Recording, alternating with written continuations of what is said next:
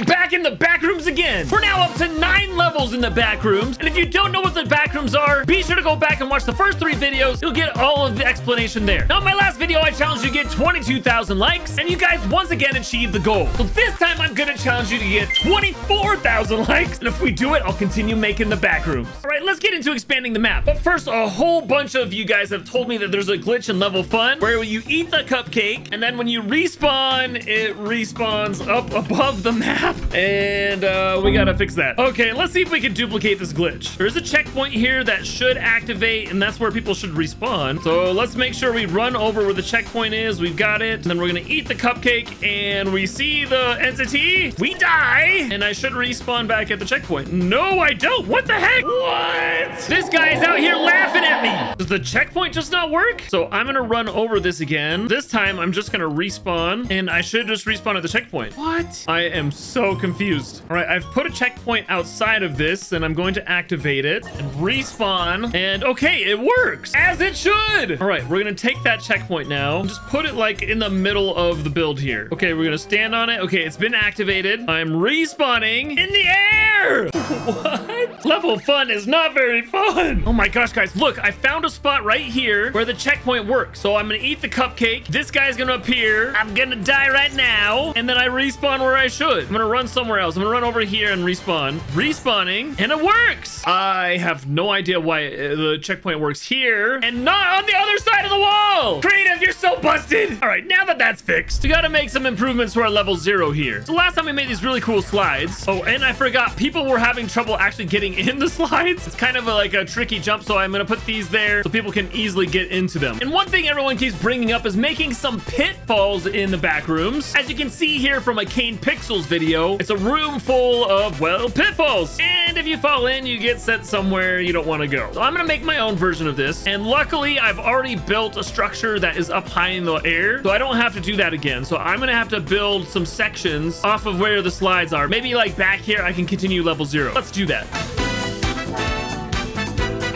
Okay, I've built out a new section of level 0, but this is where I'm going to have the pitfalls. Now, one of the issues I have is that's as thin as I can make the floorways, and that's just not thin enough. So I just put 2 floors back to back here, and I'm just going to have to be okay with this little like yellow line on it. Now we just got to build out all of these little like pitfalls. Should be pretty easy though. I just built one section, and now I can just copy and paste it, and that should pretty much do it. That looks actually pretty cool. I mean, this isn't that hard. I was gonna say it's not hard to avoid falling in, and then I fell in. I guess I need to make them a bit deeper than this. I should have thought of that before I copied and pasted all of these.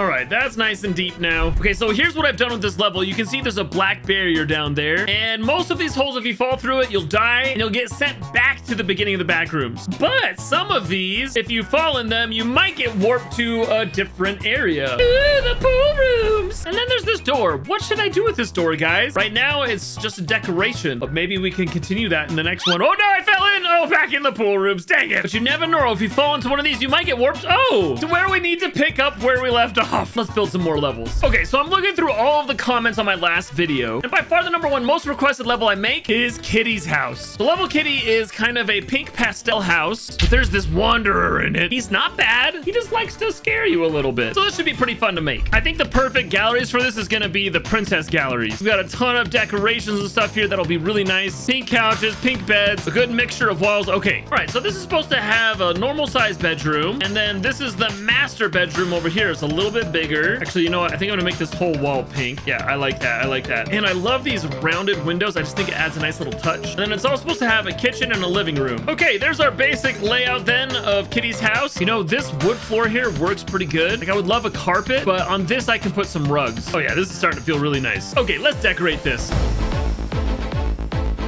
All right, let me take you on a tour of Kitty's house. This is the living room here. We've got fishies on the floor. They're very cute. We got the futuristic treadmill here. Gotta exercise, guys. Over here is the kitchen. We've got lovely artwork, a fully kitted out kitchen with a cool refrigerator, sink, and everything that you need. Then let's go to the bedrooms. We'll start with the master. You've got a very large living space, great artwork, plenty of storage, a beautiful bed, very comfortable space. Then let's go over to the other bedroom here. This is the best with the different things on the walls, plushies on the bed, lots to look around. It's a very lovely house. Now I need to bring in the entity Kitty. All right, so Kitty's pretty flat, so we're just gonna use this little flat primitive shape here. Oh, and guys, we can use our immersive first-person building for this. Okay, let's build them out. Okay, there's Kitty. Not great, but it'll do. Okay, so let me show you what I've done here. So if you start looking around the house, you're not really gonna see anything but the house. But what's that? Kitty! Okay, let's ask Kitty to move. All right, that was very nice of him. All right, nothing in here. And what the? Kitty's back. Give Kitty its favorite thing. What is Kitty's favorite thing? Oh, let's pick up the lamp. Let's give Kitty its favorite thing. That wasn't it. Okay, well, let's look around. There's lots of props around. You can pick up the pillows. There's this Kitty figure. You can keep trying and bringing things to Kitty, and if it's wrong, you'll get that noise. But when you pick up the right thing, you give it to Kitty, you get warped to the next level, which I haven't built yet. We need to build that now. Okay, the next level I want to build is the Crimson Forest. This is technically level 9.1. It's a huge forest with a cold fog throughout it, but the land also kind of folds on itself. There's also lanterns around that keep entities away. I want to use these new galleries where I can make them a crimson red. I don't think I'm going to use the red terrain at all, but maybe I'll use red grass. I think I am going to use the modular terrain. Let's see what it looks like with some red grass in it. I mean, that's okay. Maybe just red trees is fine. Let me just build out the terrain though.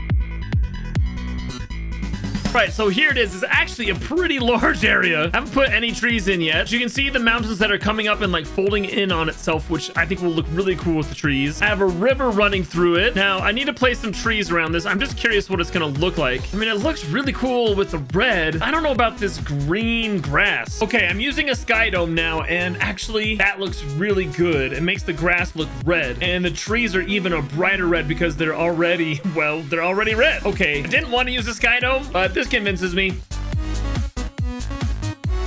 Okay, I think I went a little overboard on this. When you're walking around this, it feels pretty cool, especially when you get out here and see the like upside down trees and stuff. I mean, it's awesome. I just need to add a little bit of fog around the map. I'm gonna add some of these like floating lanterns around the map. Oh, I really like those lanterns. Just adds kind of like a creepy element. Okay, so now with this level, purpose of this is just to find your way out. I'm not gonna show you exactly where the exit is, but what you're looking for is a triangle in the ground. You're gonna want to jump into this, and that's gonna warp you to the next area. Now it's on to the Haphazard remnants, level 94. This has like a weird combination of terrain and buildings, and structures can even be broken up, defying gravity. So I'm gonna make my own version of this, where it combines the terrain from my last level, because I want to build this like right next to it. But this will be my first parkour level in the Backrooms. Here, let me just build it out and I'll show you.